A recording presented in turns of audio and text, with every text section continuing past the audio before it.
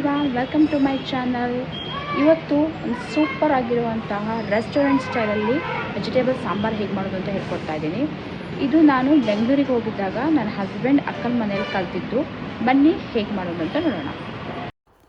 ಇವಾಗ ಒಂದು ಕುಕ್ಕರ್ ತೊಗೊಂಡಿದ್ದೀನಿ. ಅದರಲ್ಲಿ 1 ಗಂಟೆ ನೆನೆಸಿದ ತೊಗರಿಬೇಳೆ ಮತ್ತು ಮಸೂರು ದಾಲ್ ಹಾಕ್ಕೊಂಡು ಇದನ್ನು ಬೇಯಿಸ್ಕೊಳ್ಬೇಕಾಗತ್ತೆ. ಬೇಯಿಸ್ಬೇಕಿದ್ರೆ 1 ಈರುಳ್ಳಿ ಮತ್ತು 1 ಟೊಮೆಟೊ ಹಾಕ್ಕೊಳ್ಬೇಕು.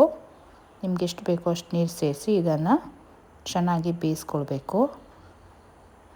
ಇಲ್ಲಿ ತೊಗರಿಬೇಳೆನ ನಾನು 1 ಕಪ್ ಅಷ್ಟು ತೊಗೊಂಡಿದ್ದೀನಿ. ಹಾಗೆ ಮಸೂರು ದಾಳನ್ನು 1/4 ಕಪ್ ಅಷ್ಟು ತೊಗೊಂಡಿದ್ದೀನಿ. ಜಾಸ್ತಿ ಹಾಕ್ಕೊಂಡ್ರೆ ತುಂಬ ಗಟ್ಟಿ ಆಗುತ್ತೆ ಸಾಂಬಾರು. ಇದು ಚೆನ್ನಾಗಿ ಇವಾಗ ಬೇಯಿಸ್ಕೊಳ್ಬೇಕು. ನಾನಿಲ್ಲಿ 3ರಿಂದ 4 ವಿಷಲ್ ತೊಗೊಂಡಿದ್ದೀನಿ. ಇಲ್ಲಿ ಒಂದು ಕಡಾಯಿಲಿ ನಾನು ಹುಣಸೆ ರಸನ ಹಾಕ್ಕೊಳ್ತಾ ಇದ್ದೀನಿ. ಇಲ್ಲಿ 1 ಕಪ್ಪಷ್ಟು ಹುಣಸೆ ರಸ ಇದೆ. ಇದಕ್ಕೆ 1 ಹಿಡಿ ಕೊತ್ತಂಬರಿ ಸೊಪ್ಪು ಹಾಗೆ 1 ಕಡ್ಡಿ ಕರಿಬೇವು ಹಾಕ್ಕೊಂಡಿದ್ದೀನಿ. ಆಮೇಲೆ ಒಂದು ಅರ್ಧ ಸ್ಪೂನಷ್ಟು ಅರಿಶಿಣ, ಹಾಗೆ 1 ಸ್ಪೂನಷ್ಟು ಖಾರದ ಪುಡಿ. ಖಾರ ನಿಮ್ಗೆ ನೋಡ್ಕೊಂಡು ಹಾಕೋಬೋದು. ಹಾಗೆ ನಾನಿಲ್ಲಿ MTR ಅವರ ಸಾಂಬಾರು ಪುಡಿ ಯೂಸ್ ಮಾಡ್ತಾಯಿದ್ದೀನಿ. ನೀವು ಯಾವ ಬ್ರ್ಯಾಂಡ್ ಬೇಕಾದ್ರೂ ಯೂಸ್ ಮಾಡ್ಬೋದು. ಹೋಮ್ ಮೇಡ್ ಏನಾದರೂ ಇದ್ದರೆ ತುಂಬ ಒಳ್ಳೆಯದು. ಇದನ್ನು ಹಾಕ್ಕೊಂಡು ಚೆನ್ನಾಗಿ ಇದನ್ನು ಕುದಿಸ್ಕೊಳ್ಬೇಕು. ಇದು ಮಿನಿಮಮ್ ಒಂದು 5ರಿಂದ 10 ನಿಮಿಷ ಕುದಿಸ್ಕೊಳ್ಬೇಕು. ಈ ಥರ ಮಾಡೋದ್ರಿಂದ ನಿಮಗೆ ಸಾಂಬಾರು ಪೌಡ್ರಿಂದ ಸ್ಟ್ರಾಂಗ್ ಸ್ಮೆಲ್ ಬರಲ್ಲ. ಹಾಗೆ ಇಲ್ಲಿ ಹಿಂಗಿನ ಪುಡಿ ಹಾಕ್ಕೊಳ್ತಾ ಇದ್ದೀನಿ. ಇದು ಹಾಕ್ಬಿಟ್ಟು ಚೆನ್ನಾಗಿ ಕುದಿಸ್ಕೊಳ್ಬೇಕಾಗತ್ತೆ. ಸಾಂಬಾರು ಪೌಡ್ರು ಯಾವತ್ತೂ ಲಾಸ್ಟಿಗೆ ಹಾಕಕ್ಕೆ ಹೋಗಬೇಡಿ. ಅದರದ್ದೇ ಸ್ಮೆಲ್ ಬರ್ತಾ ಇರುತ್ತೆ. ನಿಮಗೆ ರೆಸ್ಟೋರೆಂಟ್ ಸ್ಟೈಲ್ ಸಾಂಬಾರು ಬೇಕಂದರೆ ಇದೇ ಥರ ನಾನು ಮಾಡೋ ಮೆಥಡಲ್ಲೇ ಮಾಡಿ, ತುಂಬ ಸಖತ್ತಾಗಿರುತ್ತೆ. ಇಲ್ಲಿ ಇವಾಗ ಬೇಳೆ ಚೆನ್ನಾಗಿ ಬೆಂದಿದೆ. ಇದನ್ನು ಚೆನ್ನಾಗಿ ಇವಾಗ ಸ್ಮ್ಯಾಶ್ ಮಾಡ್ಕೊಳ್ತಾ ಇದ್ದೀನಿ ನಾನು. ಇದು ಚೆನ್ನಾಗಿ ಸ್ಮ್ಯಾಶ್ ಮಾಡ್ಕೋಬೇಕು.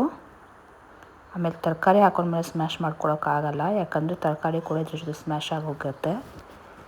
ಇವಾಗ ಮಿಕ್ಸ್ಡ್ ತರಕಾರಿ ನಾನು ಇಲ್ಲಿ ಯೂಸ್ ಮಾಡ್ತಾ ಇರೋದು. ನೀವು ಯಾವ ತರಕಾರಿ ಬೇಕೋ ಆ ತರಕಾರಿ ಹಾಕ್ಕೋಬೋದು ಅಥವಾ ಸ್ಕಿಪ್ ಮಾಡ್ಬೋದು. ಇದನ್ನು ಹಾಕಿಬಿಟ್ಟು ಚೆನ್ನಾಗಿ ಮಿಕ್ಸ್ ಮಾಡಿಕೊಂಡು 1 ವಿಷಲಷ್ಟು ಕೂಗಿಸ್ಕೊಂಡಿದ್ದೀನಿ. ನೋಡಿ ಈ ಥರ ಆಗಿದೆ. ಬೇಳೆ ಕೂಡ ಚೆನ್ನಾಗಿ ಸ್ಮ್ಯಾಶ್ ಆಗಿದೆ, ಹಾಗೆ ತರಕಾರಿ ಕೂಡ ಚೆನ್ನಾಗಿ ಬೆಂದಿದೆ. 1 ವಿಷಲ್ ಹಾಕಿದ್ರೆ ಸಾಕು. ಇದನ್ನು ನಾನಿವಾಗ ನಾವು ಮಸಾಲೆ ಏನು ರೆಡಿ ಮಾಡ್ಕೊಂಡಿದ್ವೋ ಅದಕ್ಕೆ ಹಾಕ್ಕೊಂಡು ಚೆನ್ನಾಗಿ ಮಿಕ್ಸ್ ಮಾಡ್ಕೊಳ್ತಾ ಇದ್ದೀನಿ.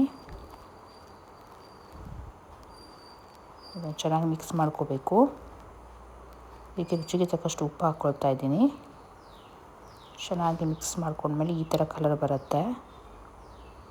ಇದನ್ನು ಚೆನ್ನಾಗಿ ಮಿಕ್ಸ್ ಮಾಡ್ಕೊಳ್ತಾ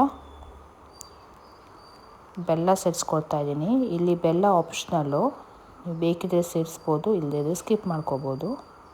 ಇದನ್ನು ನಾನು ಚೆನ್ನಾಗಿ ಕುದಿಸ್ಕೊಳ್ಬೇಕು. ಇದು ಕುದ್ದಷ್ಟು ಟೇಸ್ಟ್ ಜಾಸ್ತಿ ಆಗ್ತಾ ಹೋಗುತ್ತೆ. ಮಧ್ಯದಲ್ಲಿ ಈ ಥರ ಮಿಕ್ಸ್ ಮಾಡ್ಕೊಳ್ಳಿ, ಇಲ್ಲದಿದ್ದರೆ ತಳ ಹಿಡಿಯುತ್ತೆ. ನೋಡಿ ಎಷ್ಟು ಚೆನ್ನಾಗಾಗಿದೆ ಅಂತ ಸಾಂಬಾರು. ಟೇಸ್ಟ್ ಮಾತ್ರ ಸೂಪರ್ ಆಗಿರುತ್ತೆ.